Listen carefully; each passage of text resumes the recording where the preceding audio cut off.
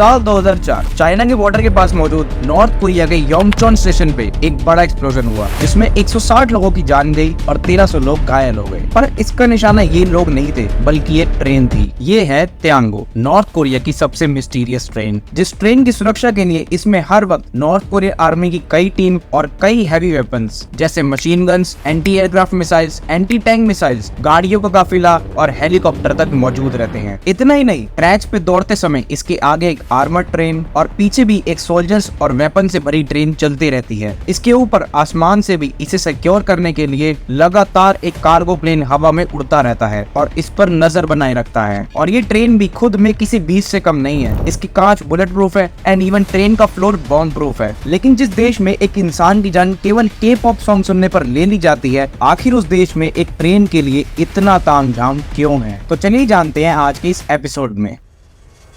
तो दोस्तों, ये है नॉर्थ कोरिया का मैप और इस मैप पर आप ये रेड डॉट देख रहे हैं ना, ये सब रेलवे स्टेशन यहाँ की केवल एक ट्रेन के लिए है, जिसका नाम है त्यांगो। और ये ट्रेन वहाँ के भगवान कहे जाने वाले लीडर किम जोंग उन की यात्रा के लिए प्रयोग की जाती है। त्यांगो में officially 2 confirm machine guns, surface to air missiles और एंटी टैंक गाइडेड मिसाइल लगे हुए हैं। इसके अलावा ट्रेन के कुछ कैरेजेस सिर्फ किम के द्वारा ही एक्सेस किए जा सकते हैं। For example residential carriage, headquarters carriage, luxury restaurant carriage. Also कुछ कैरेजेस ऐसे भी है जो केवल इमरजेंसी के वक्त उपयोग में लिए जाते हैं, जैसे कि ट्रांसपोर्ट कैरेजेस, जिसमें 2 आर्मर्ड मर्सिडीज कार्स हैं। और हमले की सिचुएशन में किम को ट्रेन से बाहर निकालने के लिए अमेरिकन MD-500C इमरजेंसी हेलीकॉप्टर भी रखे हुए हैं। और बाकी ये अदर स्लीपर कैरेजेस में किम के सिक्योरिटी गार्ड्स और मेडिकल स्टाफ मौजूद रहते हैं। बट ट्रेन की स्पीड रहती है सिर्फ 60 किलोमीटर पर आवर। यहाँ तक कि जब ये ट्रेन किसी स्टेशन से गुजरती है ना, तो उस स्टेशन और आसपास के इलाकों की पूरी तरह से लाइट काट दी जाती है, ताकि कोई भी इस ट्रेन पर नजर ना रख सके। इस ट्रेन में एक और स्पेशल कैरेज है जो सिर्फ किम के लिए है, जिसमें नॉर्थ कोरिया की फेमस फीमेल सिंगर एंड किम के फेवरेट प्लेजर स्क्वाड है, जिनका काम यह है कि जर्नी के दौरान किम को बोर ना होने दे। अब साल 2020 में इस ट्रेन के अंदर की एक ऑनलाइन वीडियो भी आई थी, जिसमें हम देख सकते हैं कि ट्रेन का मोस्टली इंटीरियर व्हाइट कलर का है, जिसमें flower shape lightning and zebra printed fabric chairs के साथ शाइनी वुडन फ्लोर भी लगी हुई है। दोस्तों, त्यांगो ट्रेन की सबसे बड़ी मिस्ट्री यही है कि ये ट्रेन कब कहां पर रहती है, कब कहां से ट्रेवल करती है, किस स्टेशन किस गांव से गुजरती है। इसके बारे में नॉर्थ कोरिया के टॉप ऑफिशियल्स के अलावा किसी को भी नहीं पता होता। फॉर एग्जांपल, साल 2004 में चीन के बॉर्डर के पास मौजूद नॉर्थ कोरिया के योंगचोन स्टेशन पे एक बड़ा एक्सप्लोजिव हुआ, जिसमें 160 लोगों की जान चली गई और 1300 लोग घायल हो गए। जो धमाका एक ओल्ड टैंकर में हुआ था, जिसके चारों ओर बिजली के तार बिछाए गए थे। यानी ये एक वेल प्लान्ड अटैक था north Korean leader Kim Jong Il के लिए, जिनकी ट्रेन स्टेशन से कुछ ही घंटे पहले निकली थी। बट टाइम के मिस इन्फॉर्मेशन के चलते ये धमाका ट्रेन के निकलने के कुछ घंटे बाद हुआ। इस इंसिडेंट के बाद ही ट्रेन की सिक्योरिटी को और भी ज्यादा टाइट किया गया और अब रूट फाइनल की जाने के बाद ही उन ट्रैक्स पर त्यांगो ट्रेन के आने से 24 घंटे पहले सिक्योरिटी पर्सनल स्टेशन और ट्रैक्स की चेकिंग करते हैं। ऑल्सो ज्यादातर समय इस ट्रेन के फोटोग्राफ लेना भी बैन है, जो रूल सिर्फ और सिर्फ कोरिया में ही फॉलो नहीं होता, बल्कि जब ये ट्रेन नॉर्थ कोरिया के लीडर को लेकर इंटरनेशनल ट्रिप पे जाती है ना, तब वहाँ भी इस रूल को फॉलो किया जाता है। वेल देखो, किम फैमिली ने अपनी ट्रेन के थ्रू कई हिस्टोरिकल जर्नीज की है, जैसे की फर्स्ट सुप्रीम लीडर किम इल संग ने